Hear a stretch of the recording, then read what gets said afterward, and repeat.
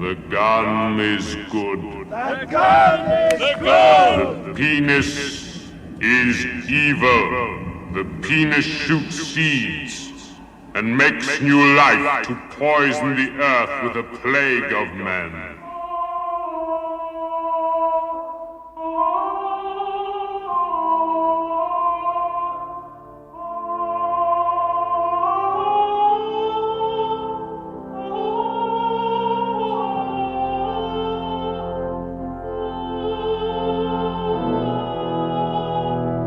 Everyone, and welcome back to A Theater Near You. I am your host, Chris Randazzo, and joining me tonight is hilarious floating head, Paul Giroux.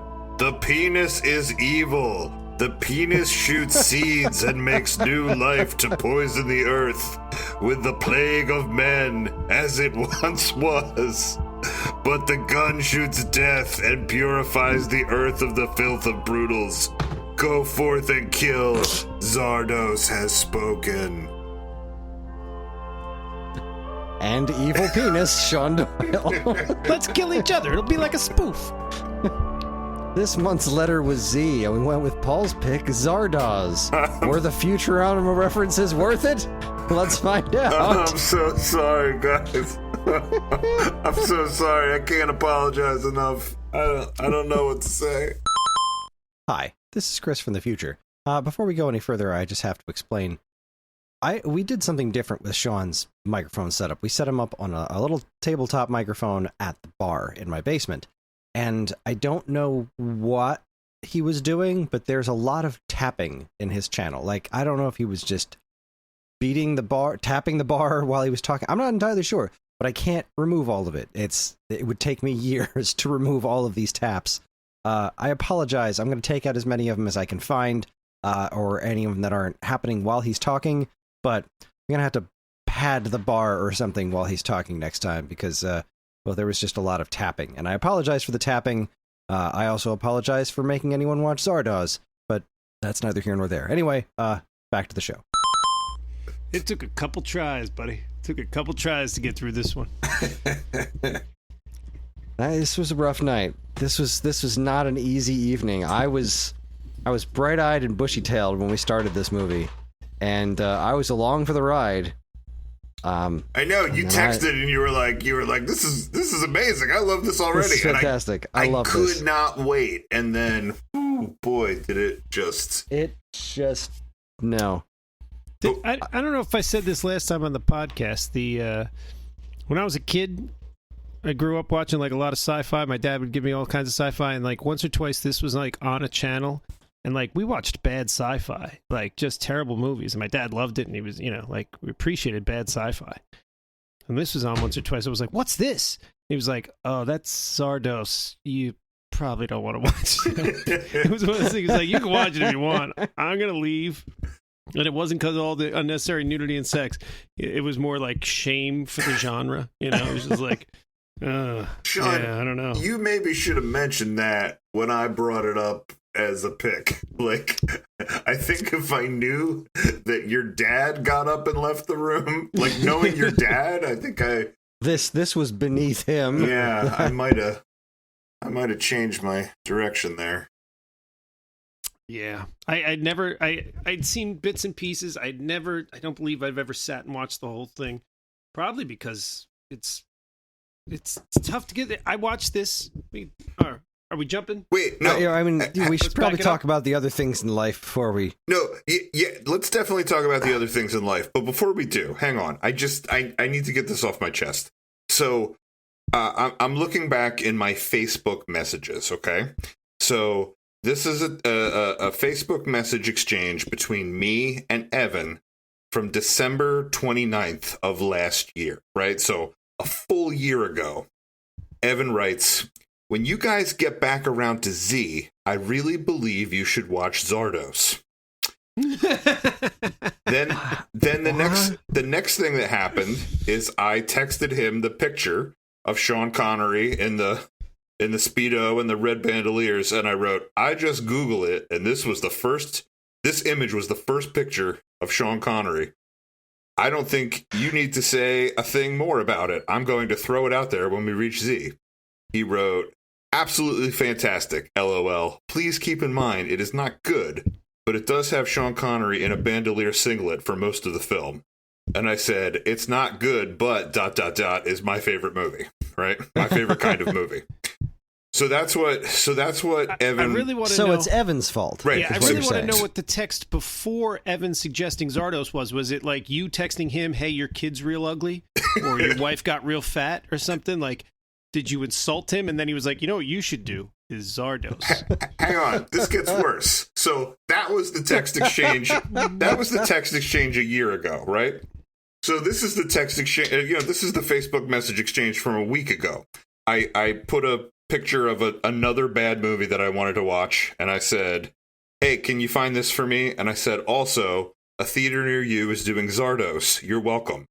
And he writes, fucking hell, 3 exclamation points. Zardoz, all capitals, question mark, exclamation point, question mark, exclamation point. Don't you have any respect for your own time and mental health? And then I wrote, you told me to do it. And then he wrote, I don't believe you. Tell me you screenshotted the conversation back to him. What's that? Did you screenshot the conversation back to him? No, but I can do it. I'll Yes, do it tonight. please do. Okay. Let him know that this is his fault.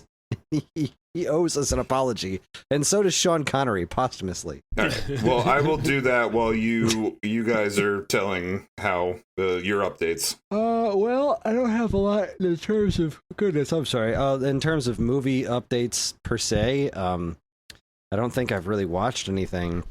It's been a ridiculously busy couple of months. We've been still watching the Marvel movies with the kids. We got past Infinity War, and we just did Ant-Man and the Wasp the other night. We did very much enjoy Planes, Trains, and Automobiles. Wait, are you kidding? I think last time we did this, you had just watched Infinity War. Yeah, and then the next month we did Young Frankenstein with the kids. So we actually took a month off.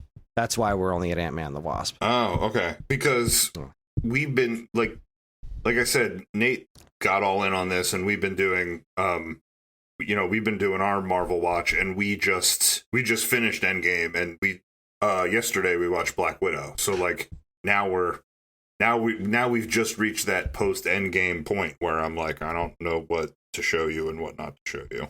Right, because like half of it's TV shows, and that's a very different kind of time commitment. The Young Frankenstein counted as my movie pick that week, so we missed like a whole month of watching Marvel movies. It's fine. Kids aren't going anywhere; they live here. But the one thing that made me super happy was once Halloween was over. I was not feeling Halloween this year. I just wasn't. But once Halloween was over, I went into full Thanksgiving mode, and there really aren't a lot of Thanksgiving movies. But Planes, Trains, and Automobiles exists, which is a phenomenal movie, and that wound up being Karen's pick, and so we showed that to the kids, and it went over so much better than I could have hoped. Like, in the beginning of it, they were, kind of sort of okay with it, more or less, but by the end, especially John, the whole, like, car scene with the "you're going the wrong way" and he's drunk, how does he know where we're going? Like, that whole scene, John was cracking up hysterically, and I was so very happy about it. It just made my night. Like, by the time the movie was over, both kids were very, very into it and just laughing their asses off, and it was phenomenal. And that kind of that came off of, right, I guess Karen and I did watch the John Candy documentary, I Like Me, which was fantastic. I know, Sean, you said like all the sad stuff was in the beginning, but like I was getting beat with the feels like the whole time. I don't know what you're talking about. No, I not as well. That the first 5 minutes, I was like, well, yeah, I the didn't first cry, 5 but minutes like the are first his 5 minutes, funeral. Like that's God, I felt like, man, it hit hard. It was Bill Murray talking, got me. Yeah, I think true. the only person that came, and that was like right at the beginning. The whole thing was great. Highly suggest watching it. But I think the only point that got even close to that was, what's her name? Catherine O'Hara. Yeah. Her talking was pretty close. Yeah, no, it was fantastic. Oh, it was very good. Really liked it. And I guess the only other thing that I would like to bring up, it's not technically a movie, but it is movie adjacent. So there is this, there is a game that was released probably about 2 years ago now, called Atari 50, the Anniversary Celebration. And it is a collection of, it is what you would imagine. It's a collection of Atari games, but it is also an interactive documentary. And there's like, probably would say at least an hour and a half to 2 hours worth of footage in just the base game. And the way it works is that it presents the history of Atari on an interactive timeline. So like there's this timeline, and it'll say like, well, here's some really cool old pictures of Atari being founded, and then you'll watch like a 5-10 minute movie of like just here's a video, here's some interviews, some like the documentary footage. So like, but then you'll play the game that they're talking about, right? So it places all the games in historical context with documentary footage and newspaper clippings and all kinds of stuff. So it is not just a game. It is like, it's an interactive documentary, for lack of a better term. And it was fantastic. Like I can't recommend enough. If you have any interest in the history of video games, it doesn't step around any of the terrible decisions Atari made back in the old days or any of the awful things that were happening at the company. It's a very honest look back at the company.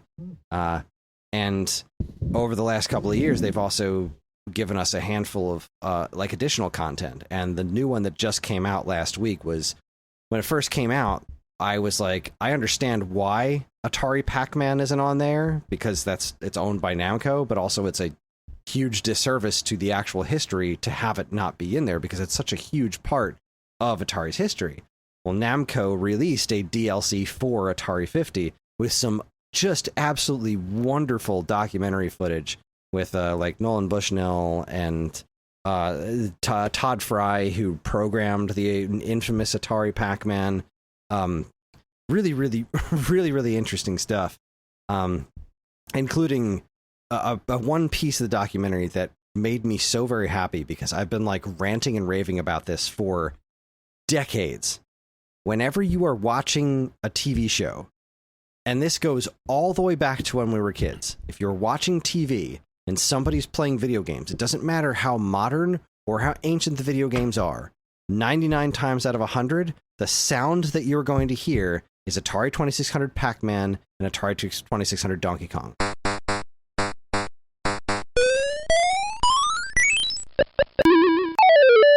And it still goes on today. Those are the universal TV show or movie video game sounds. And it has always driven me nuts, because you'd be like, that guy's playing a Super Nintendo game with a Sega Genesis controller and the sounds are Pac-Man. None of this makes sense. And they bring that up in the documentary of like, this is kind of this game's lasting legacy of, it has this legacy of being noted as one of the worst games ever made, but also like its legacy is in film as much as the friggin' Wilhelm screen. It's crazy to me. But it's utterly fascinating stuff. I love it to bitty bits. Can't recommend it enough for people who like video game history like me. All 10 of you. It's not weird to me that there is a signature video game sound that gets used universally in films, because like I think while people that are into that will obviously know what it is, like most just like let's even say the example, like people of my parents' generation, like they won't know a Donkey Kong from a Pac-Man, like they're gonna just be like, oh, he's playing video games. But I think the thing you explained about like a Super Nintendo with a Genesis controller, like it seems like at the very basic thing, like a prop master on a TV show should just go like, oh, what kind of thing is it? Let's get let's use the right thing. Oh, this doesn't plug into that thing. Oh, well, it doesn't really matter. They just did this recently on a news report on the BBC. It was astounding. They were like they were talking about the Super Mario Brothers anniversary, and they had an NES Super Mario Brothers cart like resting in a Super Nintendo, and was like, what are you doing? It's so obvious this does not go in there. What are you doing? Why are you like this? This is not okay. But yeah, you would think that some prop master somewhere would look at that and say, nope, square peg, round hole. Let's figure this shit out. Yeah. Or talk to any of the millions of people who do know what this means. But yeah, that's all I got as far as movie stuff is concerned. Also, we're going to go see Wicked for Good on Saturday. I'm going to pick which I'm very excited about because I really enjoyed the first one and I didn't expect to. I had like zero interest in it really, but I kept hearing how good it was. Now I've never seen the stage play, and I really don't know how they're going to get from where they finished off at the end of the first Wicked thing to the Wizard of Oz, because I'm not seeing how they're connecting the lines between the character that is the Wicked Witch in Wicked is to the character in the Wizard of Oz. And I don't know how much they're even going to, but I'm utterly fascinated by it at this point. I'm all in. So do you want me to tell you? No, don't spoil it for me. What do you mean don't spoil? It just got spoiled. What? We just watched Zardoz. Oh God, That's right. the connective tissue. No. Come on. No. God. Halfway through the second half of Wicked, they tell you just pause here, watch Zardoz, come back, and we'll round it out.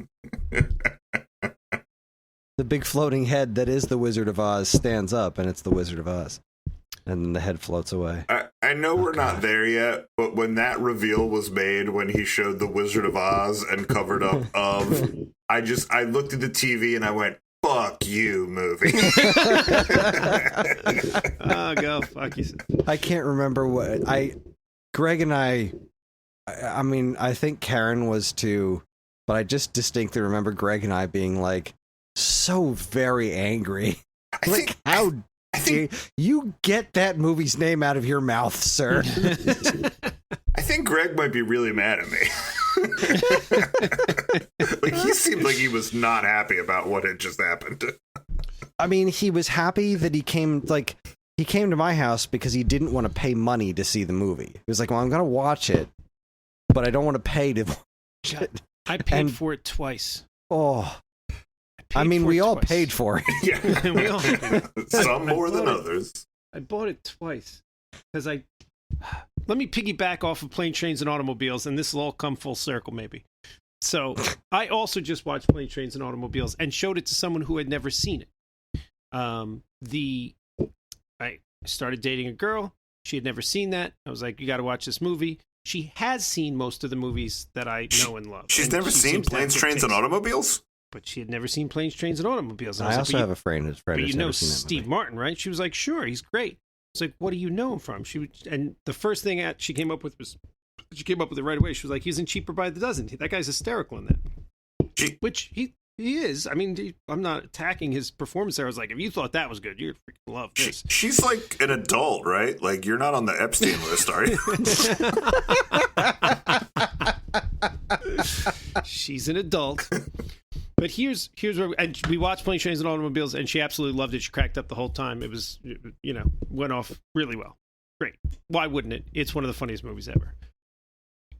But now I'll jump to another movie. So you didn't make her watch Zardoz, did you?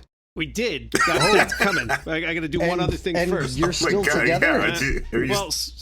Yeah, let me get there. So, in movie-related news, not thinking clearly, not really thinking things through, right? You start dating someone, you're dating them a couple times, and then you're hanging out, and then you're talking about movies, and you're like, oh, let's watch a movie, right? And then you're like, what should we watch? And then somebody brings up Netflix or Amazon or whatever it is, right? And they're like, have you seen this? And you're like, yeah, it's a great one. And then you're like, oh, have you seen that? And you're like, yeah, that's good. All right, and you're going through. And then somebody says something, and they're like, have you seen this one? And then the other person goes, no. And then they're like, oh, this is a good one. We got to watch it, right? And then you watch it. But then you realize, what if this relationship goes somewhere after the fact? Now, this is the first movie we watched together. The first movie we watched, right before we watched Planes, Trains, and Automobiles, like a couple days before, was White Chicks, because I had never seen White Chicks. So now that, if this relationship goes anywhere, that's the first movie we watched together, White Chicks. She was like, it's funny. We watched it. It was fine.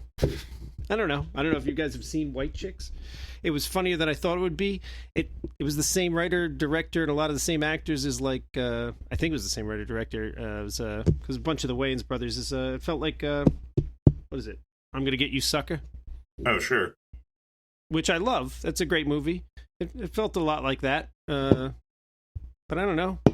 I don't think I've seen White Chicks. Maybe I've seen clips of it. I don't know. Like, I think I might also be mixing that up. Wasn't there one called Little Man where he's like, one of them's like a baby? Yes. Yeah. I don't know if that's the right name, but you're right. There was a movie where one of them is a baby. I don't know. It was better than I thought it was going to be. It had what's his name from Brooklyn Nine-Nine, the big guy. Terry Crews? Terry Crews, and he's hysterical in it. Like, just really, his scenes he's killing it. When you wanted us to know Terry Crews, you went with Brooklyn Nine-Nine instead of President Camacho? Oh, I should have gone President Camacho. Boy, Sean's just dropping the ball all over the place. Yeah.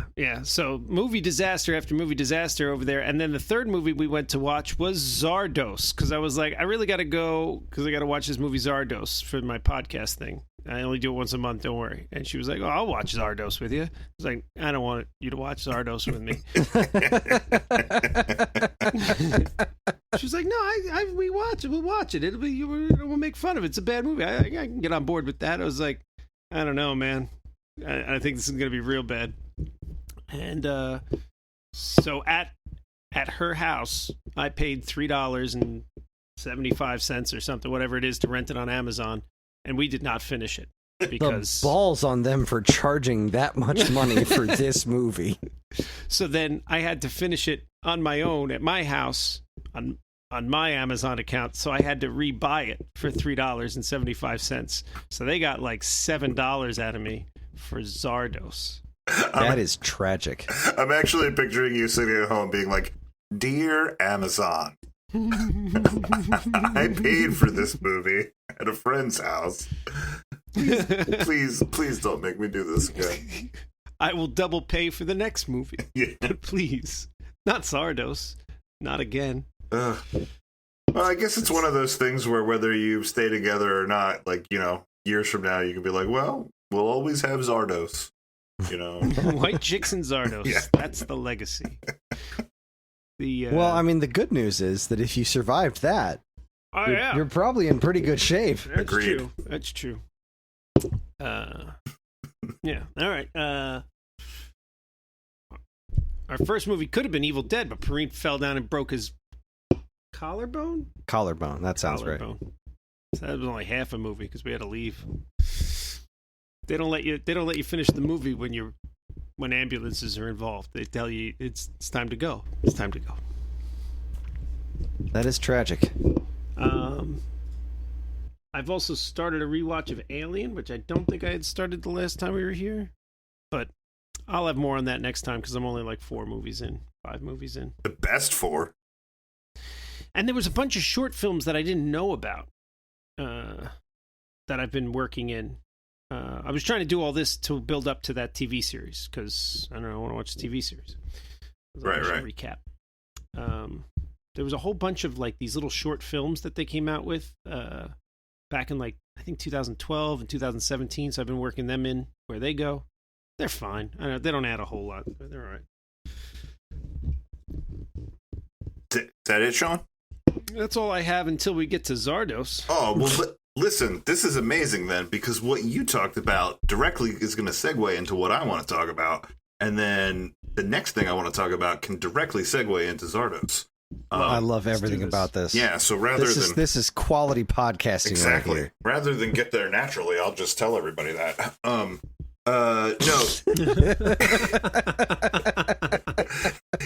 you talking about Alien? I think I was telling you guys I went and saw 2 movies in the movie theater. I called it the Badlands doubleheader. I saw the Springsteen biopic, and then I saw Predator Badlands. I was trying to make that a thing, like Barbenheimer. It didn't really catch on. You didn't tell anybody but the two of us. How did you think it was going to catch on? We are not influencers. I thought you guys would spread the word. What do I know? To who? I told Chris. Each other? And Chris told me. End of circle. Anyway, the Badlands. His girlfriend wasn't talking to him at the time. They had just seen Zardoz. Any of our listeners, if these movies are still in the theaters, go check out the Badlands doubleheader. I thought the Springsteen movie was pretty good. It like some of these biopics now, like the Bob Dylan one and this Bruce Springsteen one, like they were like rather than like something years ago like Walk the Line or like Ray or one of those movies, like where it's like this is about their whole life and like we're gonna show you their troubled childhood through their this and that.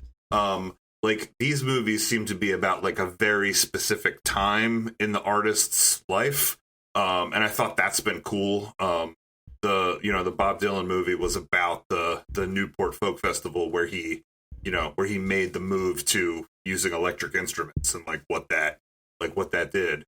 And this Springsteen movie was about him recording the album Nebraska, which had some like super weird stories behind the recording of it. But really the movie was about depression. Like there was parts of it that I like was kind of like, I don't know what I'm doing with this movie, but like at the end where I kind of saw where it was going, I was like, oh, I'm all in for this. So I thought that movie was pretty good. And then the Predator Badlands, you were talking about Don't spoil. I'm definitely going to go see that. Oh, well then there. I don't know how much I should say. And it's also a brand new movie. We're a movie podcast. You at least bare minimum have to give a spoiler alert if you're going to say something. True.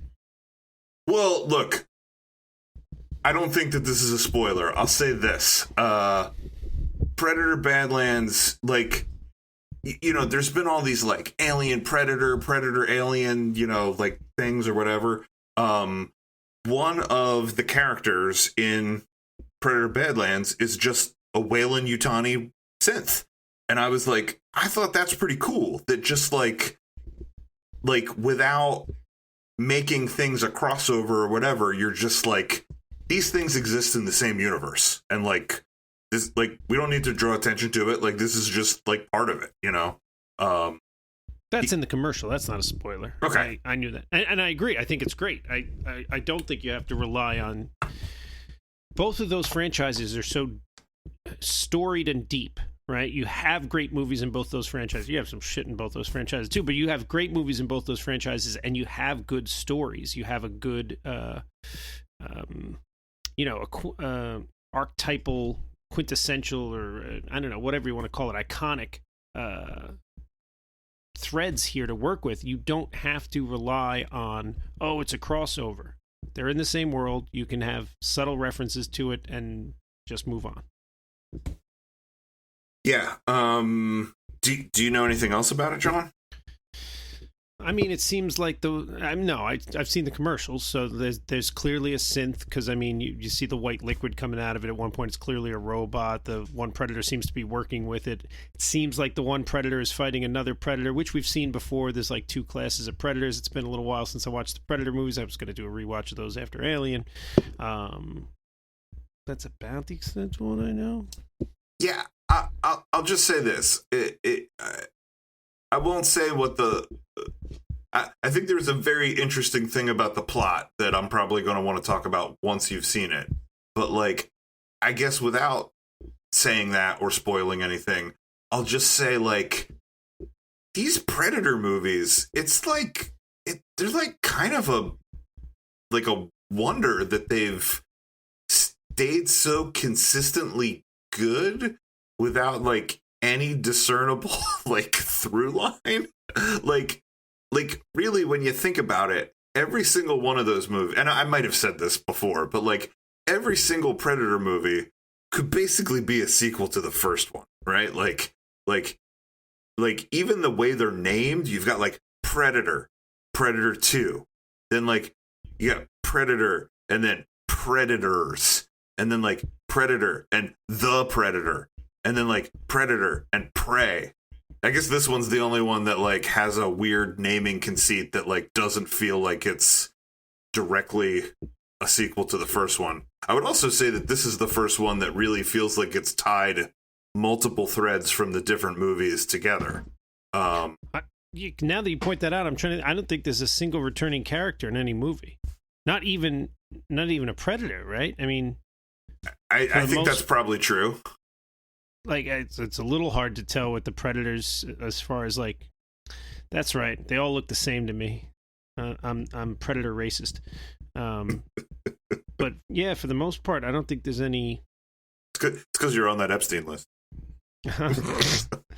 There's no way to like, there's 3 Predators at the end of Predator 2 that come down and give Danny Glover what do they give him, like a Civil War rifle or whatever they give him, and you're like, I don't know, one of them could be in the other one, right? I don't know, but there's no reason for us to believe that there's any through character into any of those movies. And you're right, they could happen in any order, and actually they do. I mean, Prey happens before just about any of the other ones, so time-wise, like chronology. And I thought that maybe the Predator characters in this one were the ones from Predator 2, because like at one point the ship that they're in, like I thought it was the same ship, like they're in that like sort of like trophy room, and then I was like, no, I just think that all Predator ships have a trophy room. Like I think that was a thing we saw in Predator 2, so like it wanted to show us that again, because that was something it set up. But yeah, I mean,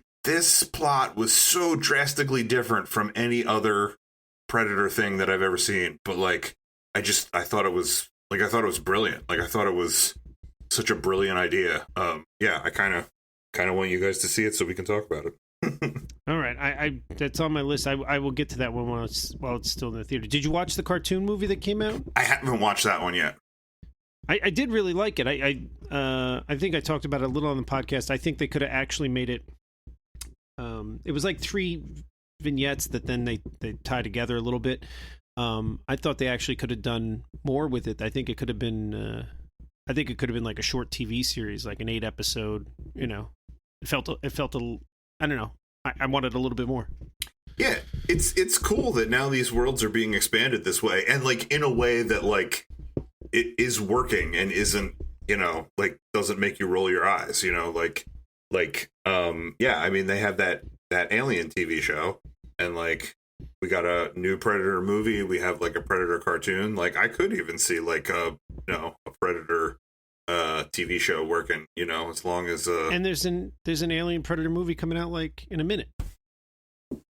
Yeah, I mean, I think those Alien Predator movies are a mixed bag, but like I also think that just the idea that somebody tied them together and, you can watch it and sort of laugh at it almost like it's a, like a sci-fi original movie kind of thing. Like, oh, look, somebody did this. It still puts them in the same universe. And then I think it's cool that like you can connect those things in future movies or not, like just it wasn't super alien centric to the plot that it was a Weyland-Yutani synth, but it was like, all right, we're going to have a robot character and we've connected these worlds. Like, let's slap a, Weyland-Yutani symbol on it. Like, I thought it was cool. Yeah, well, it sounds. Again, that's not a surprise. Anybody. Again, I don't watch like in-depth trailers. I don't like it when they spoil the whole movie, but I've seen a couple commercials and I already knew that part. So I sent you guys text. Evan responded. I sent him the screenshots. I saw. And Evan's response was fucking AI, fucking fake AI bullshit. So Evan's trying to throw me under the bus and say that these screenshots were created with AI. Oh no, he's taking full credit for it now, because I told him it was the worst thing I had ever seen, and then he gave me a Dr. Evil gif. So no, he's totally in on it. He did this on purpose. So he orchestrated this, and I fell for it like an a-hole. Well, Anyway, him bringing up AI. A student of mine, I guess not of mine, a student of one of my colleagues. But I'm like on this email of like professors and staff and other things that like she's trying to reach out to about this. She says, for my Civics 101 class, I'm doing a project on a social issue, the effects of AI on the performing arts. I would appreciate if you could answer some questions as someone in the field. And so she wrote these questions. It was like, you know, what position are you in performing arts? What's your experience level? How do you connect with the performing arts on either a personal or emotional level? How do you think AI affects the performing arts, and what are the benefits and drawbacks of AI? Do you think AI has a place in the performing arts? Blah, blah, blah. Do you have any concerns about the future of this field? AI usage continue to skyrocket. How does AI affect you as someone in the field? Any additional notes or opinions regarding AI and the performing arts are helpful. And so I said, well, I haven't sent the email yet, but like I wrote back and like, I'm just worried I'm going to sound like old man yells at cloud. I wrote, hi, I hate AI and I think it's the devil. So I'm not sure how good I will be with these questions, but I'll do my best. My answers are below in red. And I answered each of the questions. But, you know, like when it said, does AI affect you or someone in your field? I wrote, well, AI can't use a drill or swing a hammer, so it's not affected me a great deal. Yeah, I don't know. I'm having a hard time, like, figuring out exactly what to say without saying, like, I think AI is the worst thing ever. So I'm just wondering, if you guys have opinions and if you have any thoughts that could help shape my answers and not be super douchey. You should just own the fact that as a stage craftsman, you're the one who built that stage that tripped that robot the other day because you were just trying to set AI back. Yeah, I can't help you in that regard. I hate AI with every fiber of my being. It is in a constant state of threatening everything that I hold dear, including my jobs. So, fuck AI. It should be helping us to do things better, not taking creative jobs away from people. So rich douchebags with no talent can be like, I made this. So it's I don't even refer to it as AI. It is high-speed plagiarism because that's what it is. So all three of us are old man yells at cloud. I mean, to be fair, all three of us are old men, so... Yeah. I mean, I almost want to take the opposite position just because it seems like the obvious position as old man yells at cloud. I feel like who's on the other side saying, no, this is great? But also, fuck them clouds. Fuck them clouds. And the other thing that really enrages me, like, as I'm listening to AI news broadcasts probably, right? Because, like, I don't know, the YouTube algorithm, I'm sure half the crap I'm getting is AI.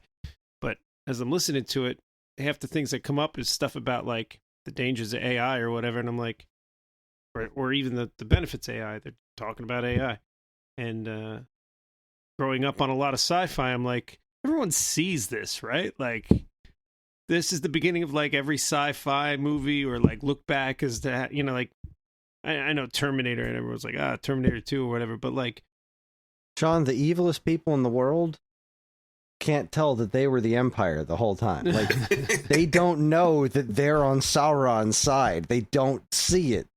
There is a large swath of the population that didn't understand that Homelander was the bad guy. You cannot. But this isn't even just about being evil. This is like, just because, like, it's not like you're asking for basic cinematic literacy, and I think you're asking for too much. Darth Vader, well, maybe he's not great. The Emperor, he was the bad guy, but he was probably living pretty large, right? I mean, he's up on his floating space destroyer, right? Yeah. Nobody's living large when AI kills us all.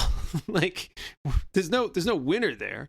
There's no Emperor. There's no who's the white wizard that attacked Gandalf? What was that guy? Saruman. Right. So, like, when he went to the dark side, for lack of a better word, like, I don't know. I'm guessing he was living large, eating good, happy with his life. I don't know. There's not that with AI. Like, in all these sci-fi, nightmare scenarios, all the people are screwed. AI doesn't need the people. Yeah, it's when the machines win. Yeah, but I mean, I'm pretty sure their response to it is, well, I never thought the leopards would eat my face. Right. Right. Yeah. All right. I ended the email with, I don't mean to sound like a crazy old man, but AI has in no way made my life richer or better. It just pisses me off that if I see funny animals on the internet, I can't tell if they are real. Yeah. Well, Dear Mr. President, there are too many states these days. Please eliminate 3. I am not a crackpot. I had an onion on my belt, which was the style at the time. Give me 5 B's for a nickel, they'd say. A quarter is a quarter. Well, look, I think I wanted to bring that up because, look, here's my theory. I'm pretty sure if, like, you went and typed into generative AI and said, floating head worshipped by people tells them guns are bad, and penises are bad and guns are good, and then vomits out guns, like, I think AI would just generate this movie. Like, or Donald Trump. I don't think AI would be capable of this level of pretentiousness. I think some of the ways in which you looked at this movie, the only thing that let you know that it was made by humans was, like, the film quality and the effects of the time. Like, I really think that what we saw was so bizarre that, like, I'm having a hard time believing that humans made it. You know what I mean? Like, I really do think that parts of this felt like AI, where, like, it's just a little bit off. Like, it's just a little bit, like, why is that there? And what does that mean? You know? I have the answer. Because Chris is saying pretentiousness. I don't think it was pretentiousness. It was drugs. These people were on a lot of drugs, right? That's why it's a little bit off, right? They were just a little bit off. They were just a whole bunch of drugs. I mean, maybe and they were we like, maybe let's go we make can, a movie. Maybe we can agree that it's pretentiousness and drugs, because, like, Yeah, I think it's a combination of the two. Let me get the before we get too much deeper. Let me get the basics out of the way here. all right. Zardoz was released in theaters on February 6th, 1974, and was distributed by 20th Century Fox. It was written, directed, and produced by Academy Award-nominated sick fuck John Boorman. He's probably best known for his work on Hope and Glory, Queen and Country, and Deliverance. The movie stars Sean Connery, Charlotte Rampling, Sarah Kesselman, and John Alderton.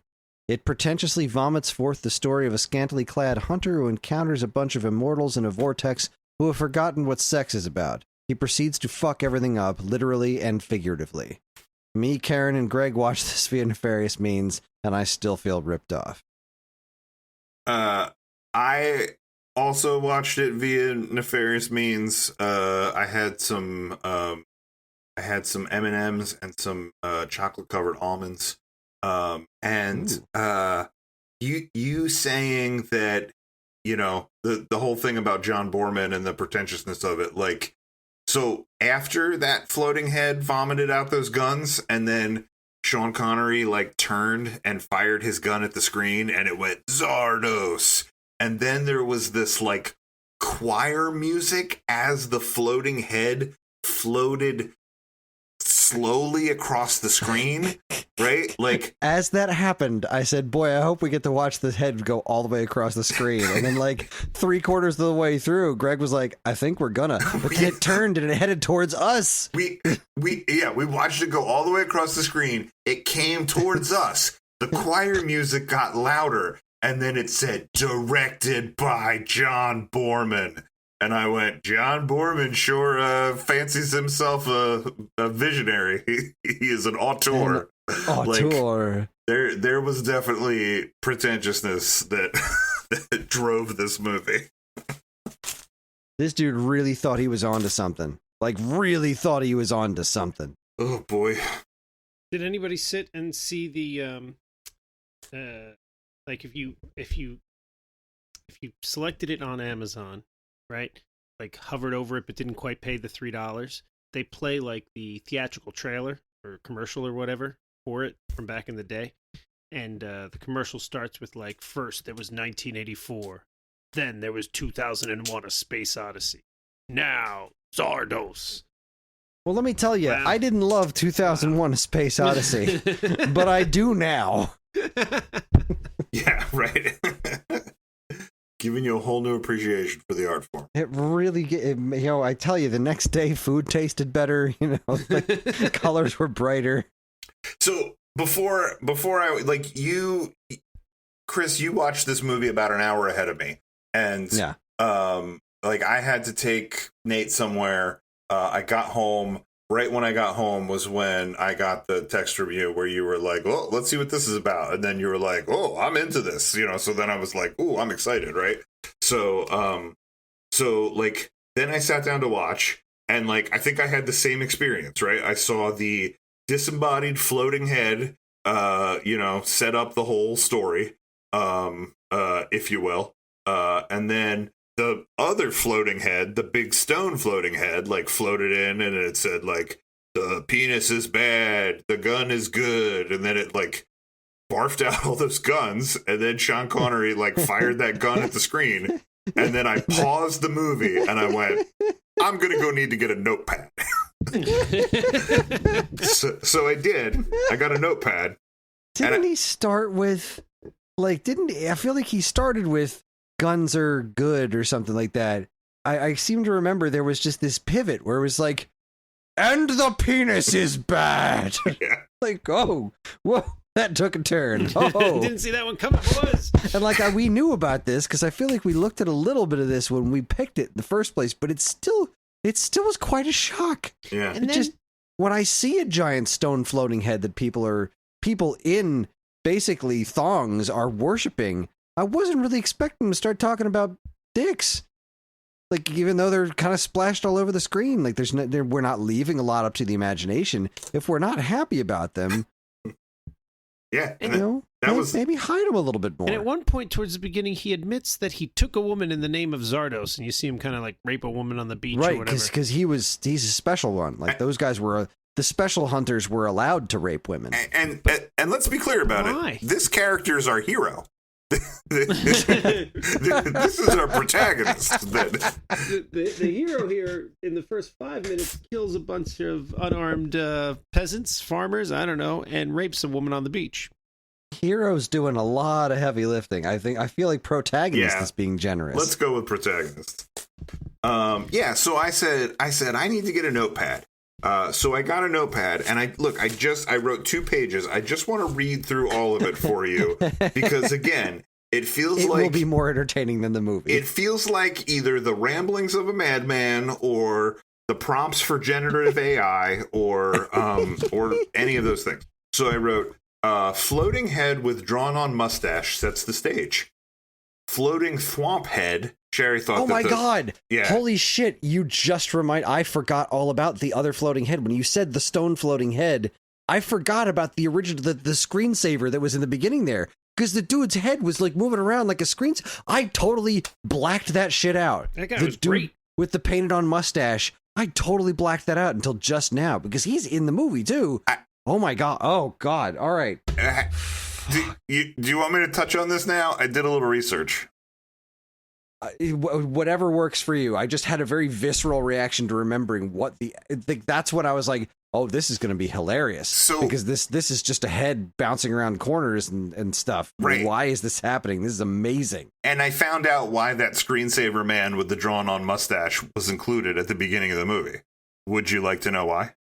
Please tell me it was focus that's testing. Zardoz. That's the guy that lived inside that got shot and then reborn and then was happy that they were dead because he manipulated everything. No, Chris nailed it. There was focus testing.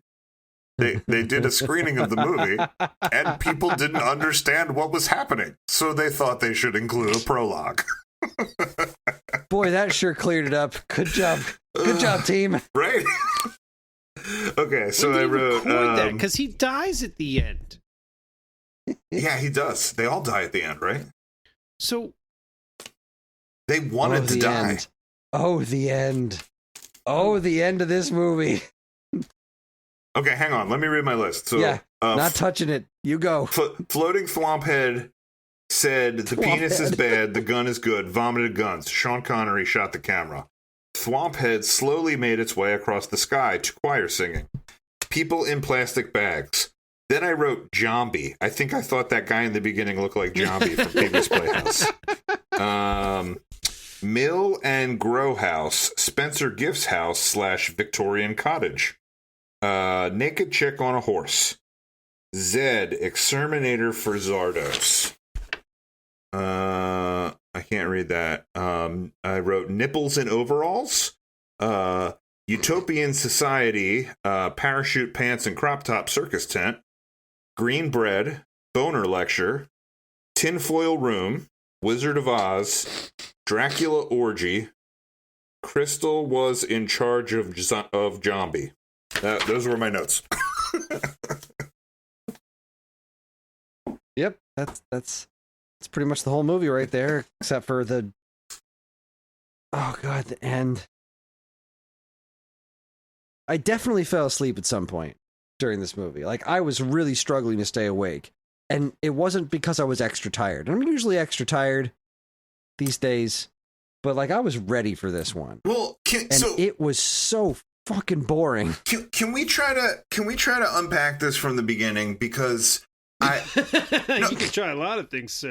Well, I'm sort of serious, right? Because, like, let's be clear, nothing that we watched in this movie was good, but like, there was a certain point to which I felt like I was in for the ride, right? I felt like I was seeing stuff that was bad, but that was so strange and bad that I was like, I can't wait to see what weird thing they do next.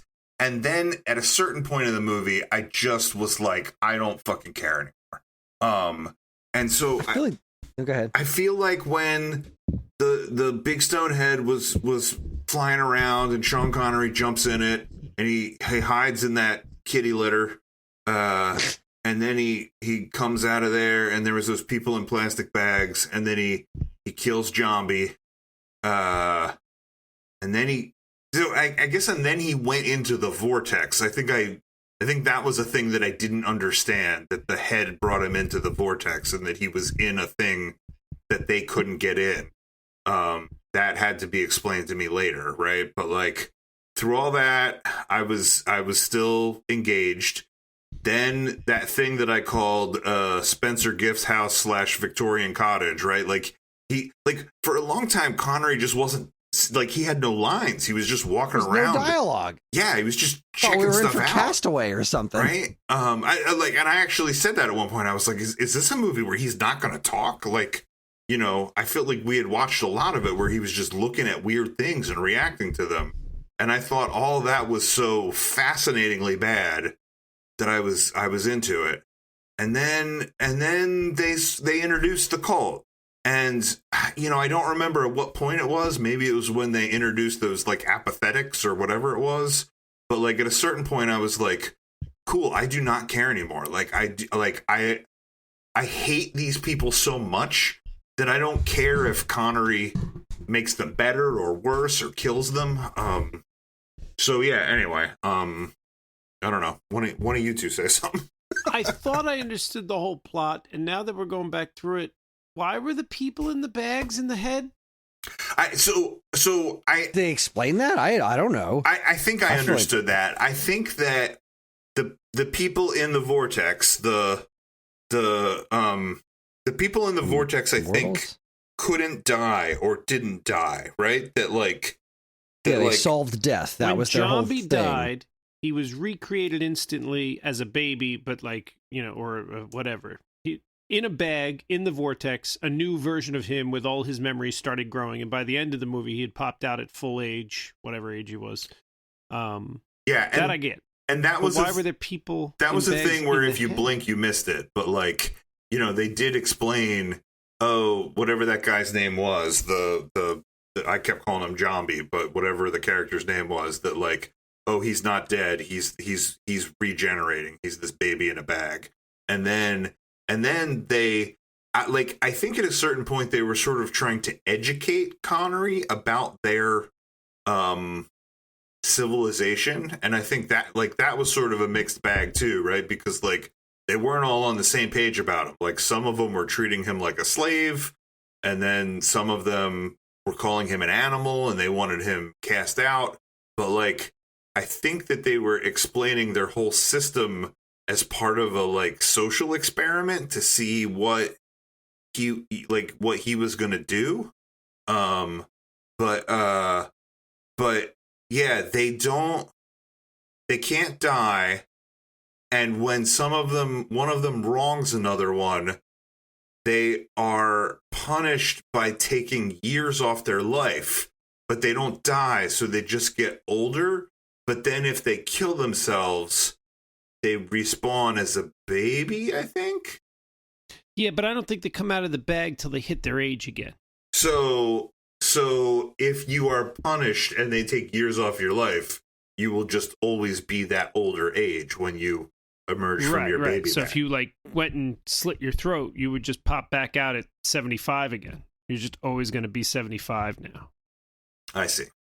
That's why those people were like all senile, but they couldn't do anything about it because even if they managed to kill themselves, they'd just pop back out senile again. Right. Which does seem like a pretty bad punishment. Which look, this all checks the boxes that I followed. But now but again, now that you've pointed it out, why the hell were there people in bags in the floating head? The floating head was like a helicopter that goes into the Badlands, right, to collect up the grain, right? Right, because they made the what was Connor the Brutals? Were they called Brutals? Yeah. Savage Brutals. But you know what? They said they just started doing that. Why the hell was he out there trying to control them before if they didn't have a way in other than through the floating head? Just don't go out in the floating head. Wait, what? So at one point, again, towards the beginning, although the whole movie kind of felt like the beginning, it was long, but it all kind of felt like they were just starting. The one girl's like, I don't like that we're getting the grain. And the other girl's like, well, you're eating the bread, right? And then Zardoz himself, or Sean Connery himself, explains like, we used to be hunters and killers, but then Zardoz made us start farming, right? We're not farmers, right? He was all mad about it. Oh, I thought that Zardoz was responsible for all of it. I thought that. Oh no, you're right. They were killers just because they lived in like an apocalyptic wasteland, right? No, they were killers for Zardoz because he was giving them the guns, and they were running around and raping people and killing people for Zardoz. And then at some point, Zardoz betrayed us and made us start farming. We're not farmers, right? Right. But if they weren't farming before, why was he out there in the head? Like, why was Zardoz out doing stuff? Like, just don't go out there. Why were they trying to control Sean Connery's people if they weren't getting anything from them? Unless they were eating them. I think it was just that was their strategy of how to get things from them. Like whether Sean Connery's people, the Brutals or whatever, were on board or not, Zardoz was their god, was their floating head god, and that was the only strategy to try to control them, whether it was working or not. If it wasn't working, you just try harder. I don't know why they needed to control them. It seemed like they had everything they needed in the vortex. They can't die. Because they were dickheads. Right? Just because they were dicks. And then, wait. So, I thought, at one point, but they never made this. The girl said something about, like, we don't need the bread, we eat meat. And I thought they were going to say he was out there collecting those people in the bags because they were eating humans. I didn't see no cows in the vortex. I don't know about you. I didn't see any livestock. And Sure. They said they ate meat. So I thought maybe they were going to say, they're eating the humans. Like, They're eating the dogs.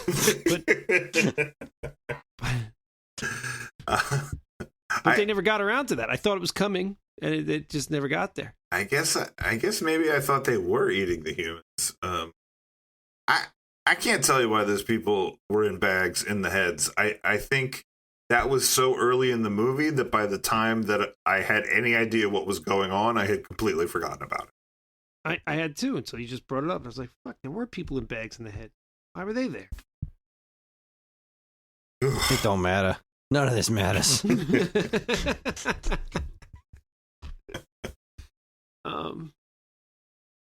There was that Did it? trippy kaleidoscope pyramid that they went in. That was hysterical. Watching him like quote unquote fall into it. Oh my god, that was hysterical. I also loved the really uncomfortable scene where they're just like trying to make Sean Connery get a boner, and they're like, "All right, here's a close up of some boobs being washed." Huh? Does that get you going? Does that get the old engine revving there, buddy? How are we looking? And then like, but it's all like off camera, so everyone just keeps looking down at his crotch and like, nope, nothing, huh? Still flaccid. All right, well, what do you think of this, huh? Now they're wrestling. Yeah, it's getting you going there, buddy. And then I don't know, he said something. Then he looked at her. He looked at one of the girls. Yeah, he looked at her and he got a boner. Yeah. Was that? And they're like, oh, I see. And they're all like taking notes, like, well, we understand biologically the point of the boner, but what is the other point of the? What are you talking about? This isn't fucking complicated. Aren't you this master futuristic race? What did you all just collectively forget? This is fucking nonsense. Yeah. For a while, I thought he was with the one girl. I thought the one girl was the love interest. And then they just pulled her like a 180. They were like, nope, she just wants a seed and she's out the door. He's in love with this one who's been a dick the whole time. And then they go move What? into a cave, and then she gets pregnant, and then they magically conjure some green robes, and then they hold hands until they're dead. I hated this movie. Oh, and then for being smart, the one lady's like, look, we're gonna teach you through touch, which whatever. All right, let's do this, Death baby. by Snoo Snoo. Death by Snoo Snoo. It was about as logical. This movie, no, that's an insult to Futurama. Futurama always makes sense. So they do that, and then she's like, you're going to give us all your seed. And then we're to believe that he impregnated like 30 women. And then they rode off to create a new race. That's not going to work at all. And if they were masters of biology, they would know this isn't going to work. Like, you can't have that. None of those people could breed. That's not We're gonna widening work. that gene pool there, friendos. Or this is going to turn into Space Alabama real quick. We are done right out the gate. Maybe that's why Connery was chosen. Maybe he is like, like the apex of good genes. You know what I mean? Like, He has kaleidoscope sperm. I mean, he's Every Connery. sperm has got different DNA in it. Yeah, that was really fun. Every time I tried to explain what I had watched the night before, I was just like, just Google Sean Connery Zardoz, and there it is. And I remember my one friend was just like, oh my god, what on earth is this? And I said, that, my friend, is Sean Connery. And she was like, shut the fuck up. Just like, what is he doing? And we read, I don't remember if we actually said it on the show or if it was afterwards, but I read on, when talking about this movie, the whole point was that he didn't want to get typecast in James Bond roles, so he thought he'd try something different. It was pretty goddamn different.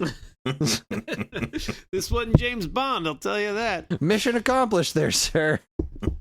You done did it good. Except you didn't. wait, Sean, is this AI? Yeah.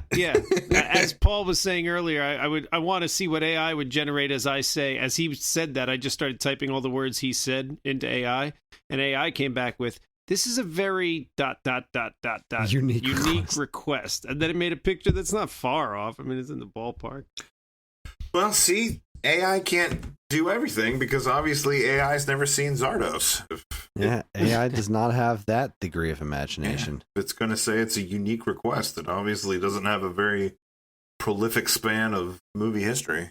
The fact that you're saying, you've pointed out that AI has never seen Zardoz, you may have just made the point that it's better than us. Because the three of us have seen Zardoz, so maybe AI is not all that bad.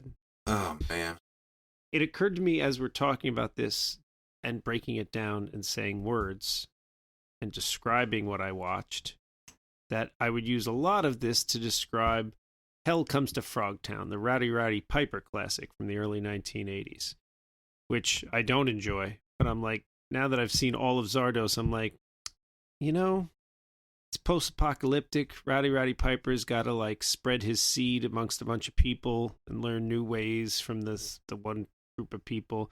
Like, this is basically just a poor man's Zardoz. And then I think, this was the rich man's Zardoz? What is happening? This is a Rowdy Piper film. These two movies are not even in the same arena, dude. Like, have you seen Lord Hell Comes to Frogtown? I have, and sure, they're both awful, but Sure. like, Hell Comes to Frogtown is watchably awful. Like, that is fun to watch and make fun of, which is what I was hoping that Zardoz would be. And about I think about a half hour in is where it turned. I think somewhere in that half hour, 40-minute mark, it stopped being fun bad and it just started being bad. Agreed. That's about how far I got that first time. It was about a half hour in. Yeah. What? And then I actually tried a second time and only got about 10 minutes in and passed out, like 10 further minutes in before I fell asleep. And then I had to try a third time to finish her off. How come he went blind in that one scene? Like, where they had like looms or like sewing things, and he was blind and he was like stumbling all around. Do remember that. I don't think You there was a really reason. thought they were going to tell you what happened, and then they didn't. And then you realized you're the sucker because they haven't explained anything. The best I can put together is they did some sort of thing in the beginning, like they were attacking him with their brains, right? They were doing some sort of pain thing with their brain. Remember, he had the gun, he was going to shoot her, and she like stared at him hard and did like a psychic attack, and it hurt him, and he dropped the gun. Well, in that bedroom, I'm calling it a bedroom, I don't know. The girl who came in and found the one girl with him, she attacked him, and you could see he was in pain, but then he resisted it. They didn't make it clear if he was able to resist it because of what he had just done with the other girl, or if maybe it was this selective breeding and he was one of these select few that could somehow resist it. But you could see it still hurt him, and it was like a psychic fight to resist it. And what I guessed was that he was able to resist the attack, but just enough to stay, standing and conscious, but it somehow blinded him in the process. I'm filling in a lot of the writing here. Like, that's not how a movie's supposed to be. You're supposed to tell me the story. I'm not supposed to write the story. Sure. Oh. That's the best I got on that one. Yeah. Remember in the Mystery Science Theater episode, Cave Dwellers? Cave Dwellers? Yeah, Cave Dwellers. Yeah. At the end of that one, like when they finally finish watching the movie, the face that's on like Joel, like the face that Joel's making, and the Mads are just like, what? Come on, it wasn't that bad. I liked it. And like the face that Joel was making of just the pure exasperation, that is how I felt when this was over.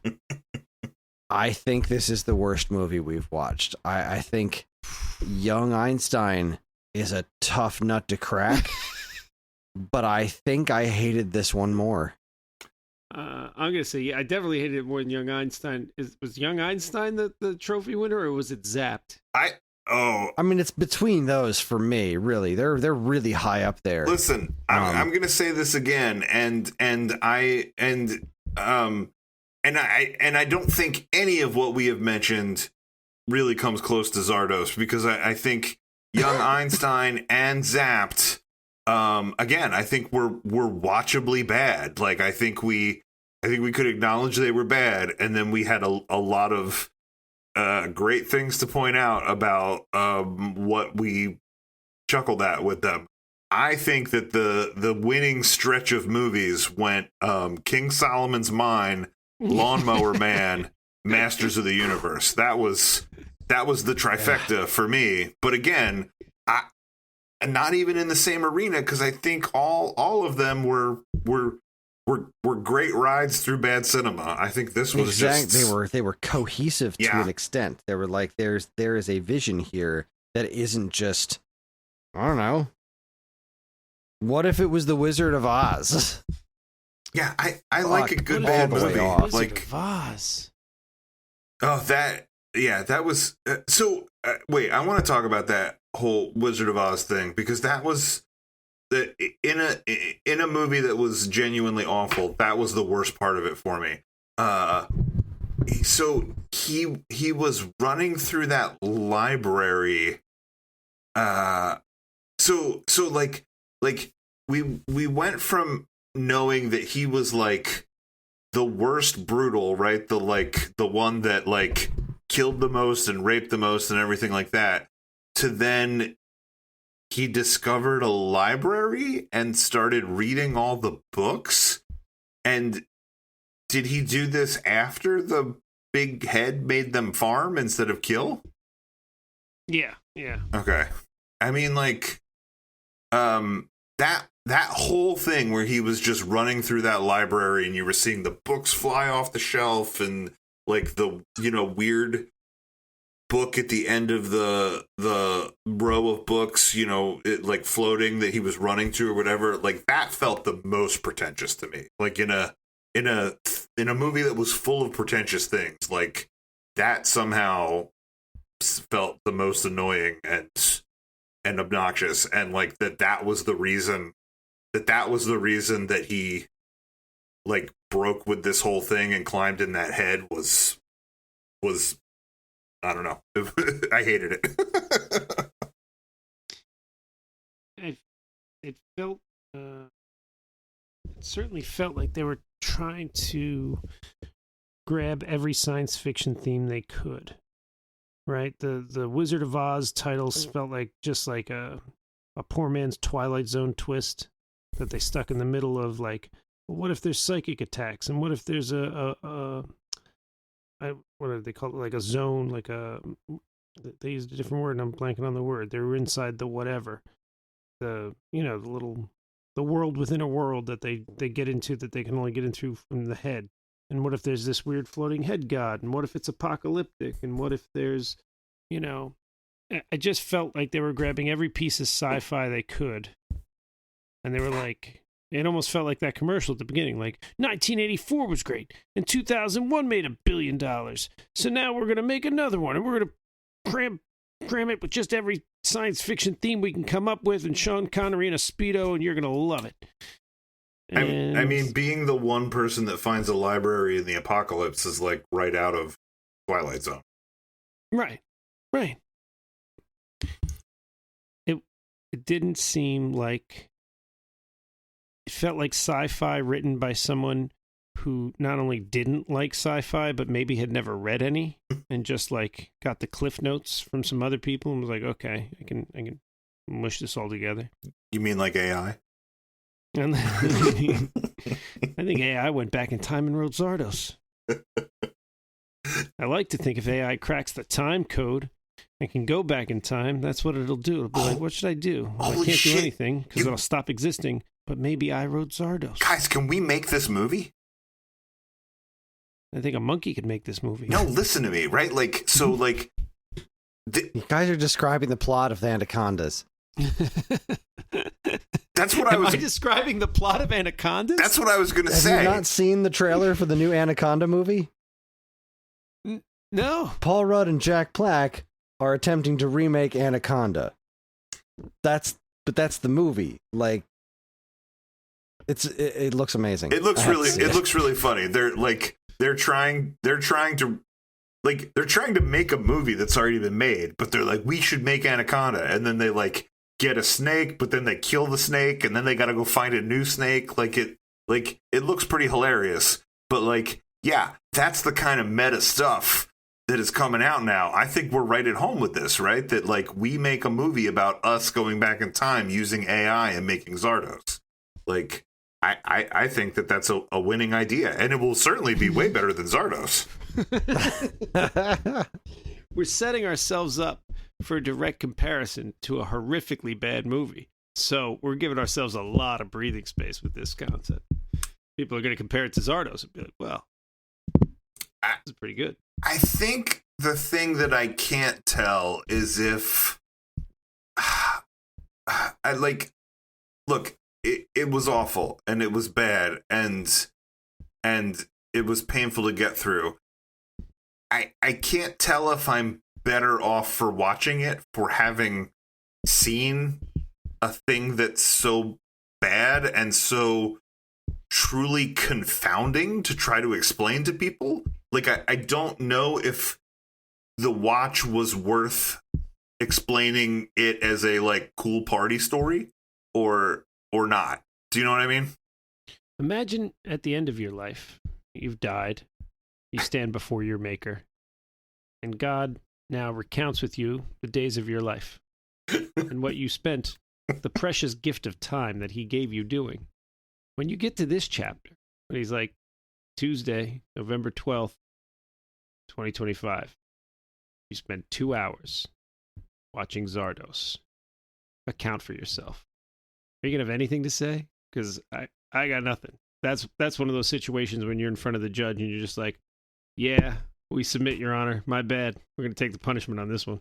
Right? There's no you're better for having seen this. Nay. This was a mistake. So are you positing that John Borman is in hell?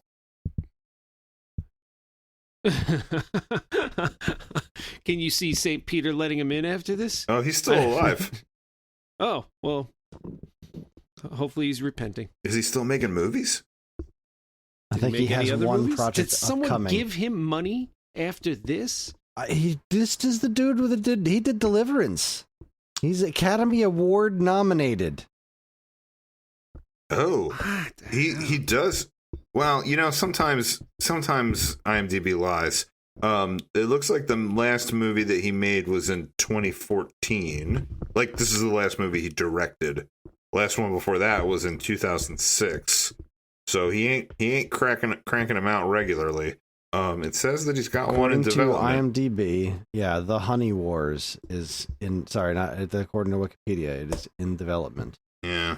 Oh no, this says Broken Dream. Well, yeah, I got the Honey Wars that was intended for October 2024, but I don't think it actually released. Was this before or after Deliverance? Deliverance was right before this one. Yeah. Deliverance was 72. Apparently, he wanted Burt Reynolds to play Connery's role, and Burt Reynolds read it and was like, "Nah, that's all right." That was my best Burt Reynolds impression. Good job, Burt. That's why he's an American hero. Just saying. Good common sense on that one. He's like, I don't know about this. Ugh. Just, ugh. Yeah. Yeah, I don't think I have any more. Faith in humanity.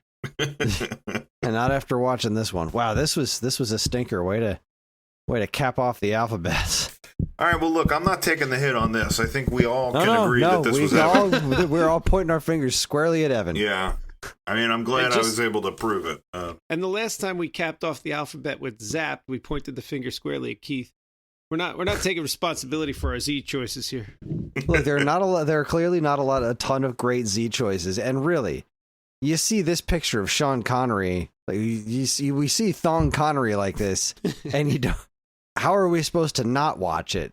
Like, there was no review that was going to make me agree to not watch this. You know what I mean? Like, we had to, and now we can prevent other people from watching it. It's true. I always tell people to watch the movie before they listen to the podcast. It'll make more sense. Right, but so few people listen to the podcast. Just a numbers game here. We're going to save more than we've heard. All right. Sure, all right. Let this be a cautionary tale. Spread the word. Don't do it, folks. Did I just join another cult? All right. Well, I guess it's time for us to wrap things up and pick our next movie. Since it's December, I thought it would be lovely for us to pick Christmas movies. We all on board with that? Oh, yeah. Yeah. That's what I'm prepared to do. Let's do it. Okay. Good.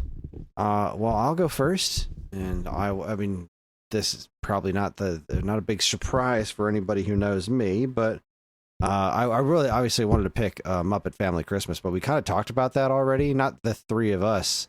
I think this was the year that Paul was sick. So me and Sean recorded with Karen, I think, and talked about a bunch of Christmas movies. Mm-hmm. But instead, I'm going to pick one of my older favorites, which is Muppet Christmas Carol. Which is, I believe, just an absolute masterpiece of a Christmas movie. I watch it every year. I used to watch it nonstop every year when I was working in retail. starting on Black Friday, we would just have Muppet Christmas Carol in the background on loop wherever I worked. And it was a marvelous thing. And I really do love the movie. And I think it'll be fun to talk about it because there's a lot of really interesting stuff going on in there. That was my choice, and I don't have a backup. Okay, then my backup will be Muppet Family Christmas. Damn it. I mean, I can try to come up with a backup. Do you want me to? I have two. No, I mean, no, honestly, all right, no, screw it. You can take Muppet Christmas Carol, and I will take Die Hard. Okay, fine. Oh, God, I mean, who doesn't want to sit and watch Die Hard and talk about Die? I'm going to go home. I tonight mean, and watch look, Die Hard. we I can't watch believe Die I'm not Hard. watching Die Hard right now. We watch Die Hard in this house every year, and I think we might actually show it to the kids this year. Just that was the second Christmas movie that came up in my head that we like to watch around here every year. Then, like Christmas Vacation, we'll be watching that right after Thanksgiving. But yeah, no, I'll pick Die Hard. You can have Muppet Christmas Carol. Although I do, yeah, no, we already talked about Family Christmas. It's okay. I can hold off on that one. I have two. I had a hard time with this because like I started like sort of scanning my memory banks and like, you know, like I think a lot of people love Elf, and like I don't dislike Elf, but like it's a perfectly enjoyable movie, but like I do not think it's as brilliant as a lot of people think I it find is. Elf to be very fun, but yeah, no, it's not brilliant, and I think it kind of falls apart a little bit at the end. But it's rather entertaining. But I wouldn't really have a whole lot to say about it. Yeah, I mean, like, just in terms of, like, the things that are, like, the classics, like, I know that's now a thing that's up there, like, that's pretty highly regarded, and, Yeah. you know, I just, like, again, I like Will Ferrell, I think stuff he does is quality and funny, but, like, I think when I put that next to, like, other movies that he's done that are funny, that aren't Christmas movies, but are Will Ferrell movies, I'm like, Elf, like, you know, Elf is not my favorite thing, you know? And it's not no shade to it. Like, you know, I think, what's his face? James Caan is also amazing. You know, like everything he does, he's consistently, you always go like, oh yeah, like James Caan, you know, but like, it's one of those things where it's like, there's stuff about it that you don't expect it to be as good as it is. But like, I don't think it's the masterpiece that everyone makes it out to be. I agree that it's not a masterpiece. I will say this. I think it's kid-friendly enough that you can show it to a kid, and there's so many kid Christmas movies that are only good on a kid level that at least there's something here. Like Will Ferrell's comedy, he's funny. I like him too. I like him in a lot of stuff. Not always, but most of the time I like his stuff. I think it's got enough humor for adults to still enjoy it more than they would enjoy most kids' Christmas movies. Which again, there's nothing wrong with that. Like, you know, there's plenty of good kids' Christmas movies that I'm like, I can watch and I can be like, yeah, this is a great kids' Christmas movie. There wasn't anything really directed at me, but they weren't trying to direct it at me. It's directed at a kid. That's fine. You did what you were trying to do well. No problem. I think Elf works on both levels, and I think that got it a lot of credit. Parents could put it on with their kids and not be bored. Sure. And just enjoy it for themselves. Let me just say this out loud. I don't like A Christmas Story. I never have, and I never will. I like A Christmas Story. See, I like A Christmas Story more than I like Elf. Oh, yeah. I like Elf way better than A Christmas Story. And I think it really comes from I just absolutely hate Ralphie. He's a horrible, horrible person. And I don't root for him in any way, shape, or form. He is a wretched, evil child. Sure. Yeah, I mean, I think it's everybody else in that movie that is the funny part.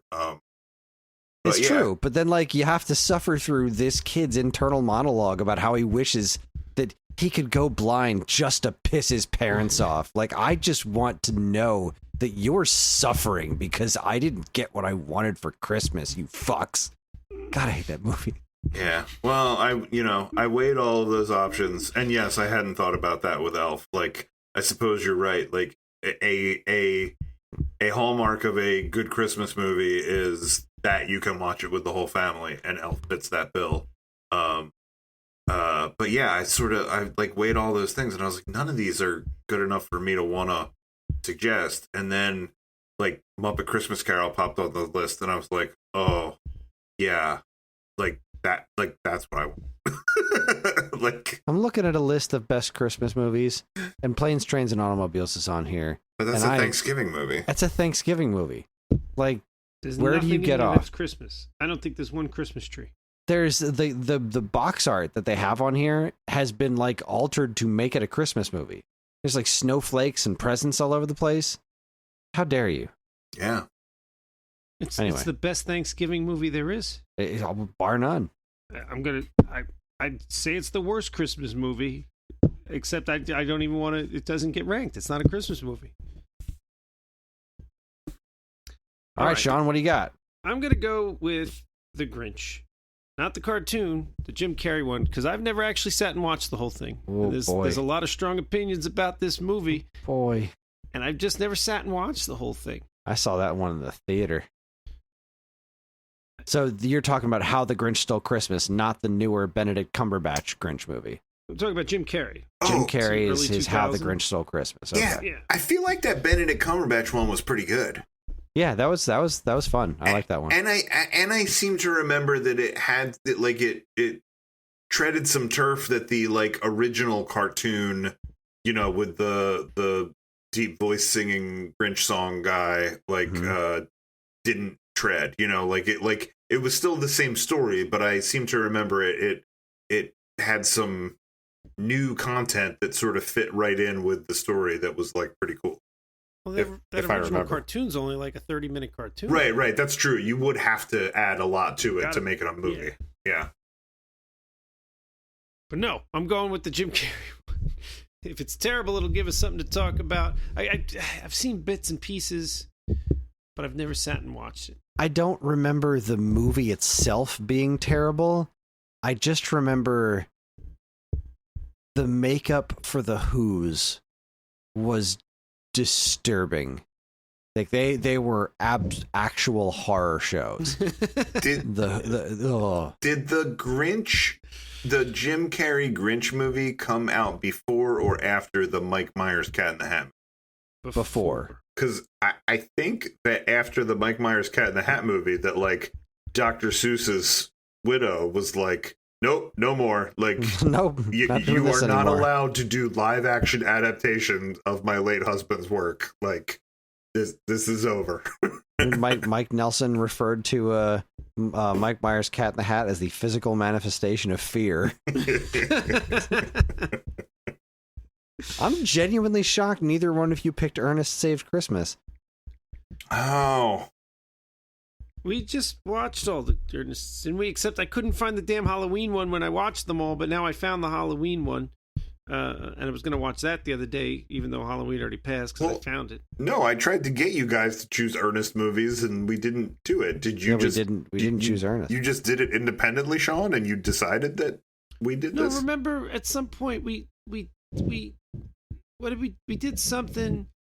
Maybe he died. Maybe it was when he died, and I went and watched like a bunch of them. So did you. We talked about it on the show. Dude, and then Jim already I died got like a decade ago, man. Oh, well, maybe it wasn't when he died. You I don't guys remember. definitely talked about Ernest movies, but I Right. don't And think either. Paul I had watched don't- a whole bunch, and I watched a whole bunch, but I went a little further than you and watched some sort of like his earliest stuff was like those 7-Up commercials and the car commercials, and then they turned those into like a VHS. And then he made the big budget movies that we know, like Ernest Goes to Camp and Ernest Saves Halloween, and Ernest Fights Santa I Claus. think you're right. I think we did try to watch as many of them as we could. I mean, I think I wanted to do it anyway.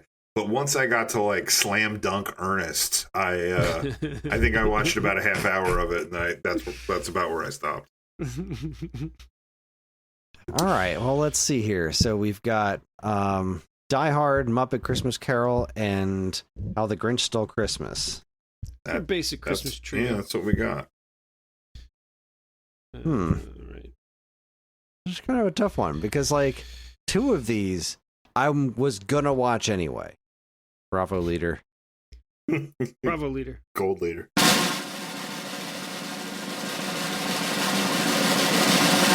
All right. Well, we are and I honestly I think this is for the best because it redeems Paul's pick, even though we are still blaming Evan. It was still technically Paul's pick Zardoz. So we are going with Paul's pick of Muppet Christmas Carol. Phew. And by all means, if anyone wants to also watch Muppet Family Christmas, talk about that one as well, because I don't think Paul was around to talk about Muppet Family Christmas last time. I guess I can watch it. I don't think I've ever seen it. Do you know what it is? Wait, don't tell him. It's one of the more recent Muppet movies? No, it is not. No, it's not. You don't know what it is? No, It's my absolute favorite. It's one of my favorite things that's ever happened. What? I don't know anything about this. Oh, okay. I didn't either. It's a TV special, and I remember telling Sean about it, and he was like, "That sounds amazing," and then he watched it, and it was. So, all right, we're Muppet Family Christmas, Paul, and you got to be real careful. I think it's just on YouTube. Don't read anything about it. Just type in Muppet Family Christmas. it's on the Plex. Or it's on the Plex. Yeah, Don't read anything about it. Don't watch any commercials. Just put it on and thank me. Yeah, just thank your lucky stars that it exists. This is a 47-minute TV movie from 1987? I just said don't read anything about it. What part of that didn't you understand? Well, I read that much about it.